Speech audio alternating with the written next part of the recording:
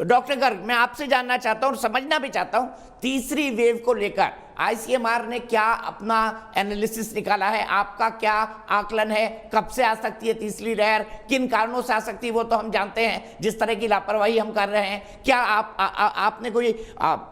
अंतराल, इतने अंतराल के बाद ऐसा होगा या इतने दिनों के बाद ये लहर आ जाएगी? कुछ लोग कह रहे हैं सितंबर में आएगी, कुछ लोग कह रहे हैं अगस्त के आखिरी में आएगी। क्या साझा कर सकती है आप हमारे साथ आईसीएमआर की स्टडीज के हिसाब से? देखिए, आईसीएमआर के कुछ सीरो सर्वेज हमारे हुए हैं और हमारे कुछ राज्यों ने भी सीरो सर्वेज किए हैं, और ऑल इंडिया इंस्टीट्यूट की भी एक स्टडी हुई थी जिसमें पता चला था कि सीरो सर्वे हमारी लगभग जो है 60% के करीब सीरो पॉजिटिविटी है। नंबर एक आपको ये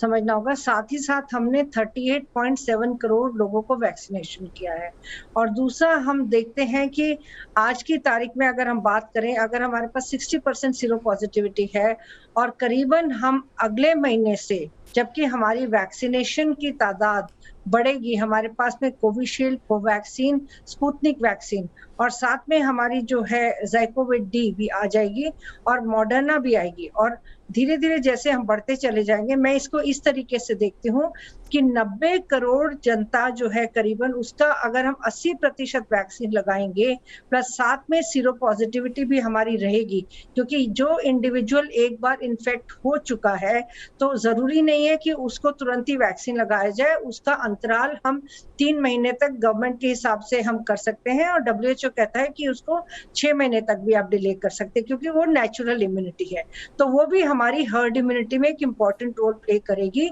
और जहां तक बच्चों का सवाल है, अगर हम देखें कि बेसिकली हमारा पहली वेव भी आई, दूसरी वेव भी आई, दोनों में 3% 10 साल से कम के बच्चे इफेक्ट हुए,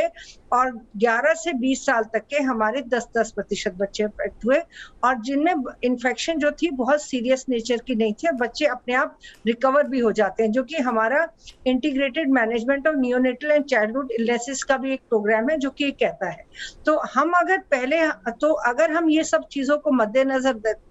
रखते हैं कि हमारी आज की तारीख में हमारी पॉजिटिविटी कम हो रही है, हमारा वैक्सीनेशन रेट अभी, हालांकि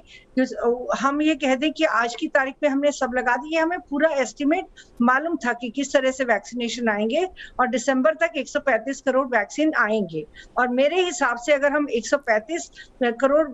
वैक्सीन की डोजेस यूटिलाइज कर लेते हैं और उसके साथ साथ हमारी सीरो पॉजिटिविटी रहती है, पर सबसे इम्पोर्टेंट ये है कोविड अप्रोप्रिएट बिहेवियर का पालन करना, और जिसको कि हम कहते हैं मास्किंग।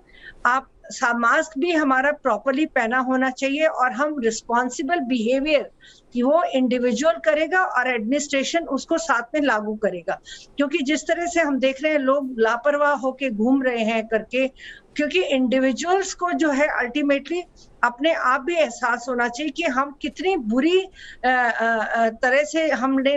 सेकेंड लहर का हमने सामना किया। और यहाँ मैं आपको ये बता दूं कि ये लहर अगर जिस प्रकार से भारत में आई है, अगर अमेरिका या किसी और डेवलप्ड नेशन में भी आती, तो आपने बाकी सभी लोगों को सुना होगा, डॉक्टर देवी शेट्टी और उन सबको भी, किसी भी देश में इस तरह की क्षमता नहीं है इतनी लार्जर प्रोपोर्शन ऑफ पॉपुलेशन को मैनेज करने की। तो ये बहुत जरूरी है कि हम जरूर याद करें कि हम किस तरीके से, क्योंकि हमारा इसमें वो सबसे मेजर इम्पोर्टेंट वो है कि हमारी पॉपुलेशन बहुत ज्यादा है, हम नंबर्स में बहुत ज्यादा है, सिस्टम्स की ओवरवेलमिंग होना बेसिकली हमारी कंट्री के लिए एक बहुत बड़ा चैलेंज है। तो हमें ये देखना है कि हमें हर स्थिति में जितने हमारे कोरोना वॉरियर्स हैं जिन्होंने जान खोई है, अल्टीमेटली हम फिर से उस पे ना आ जाए। पहली वेव में हमारे पास में वैक्सीनेशन नहीं था, तो सबसे हमारा इम्पोर्टेंट जो सोशल वैक्सीन है वो मास्क है, और आज की तारीख में हम डबल मास्क की बात करते हैं, यानी कि मास्क को नाक के ऊपर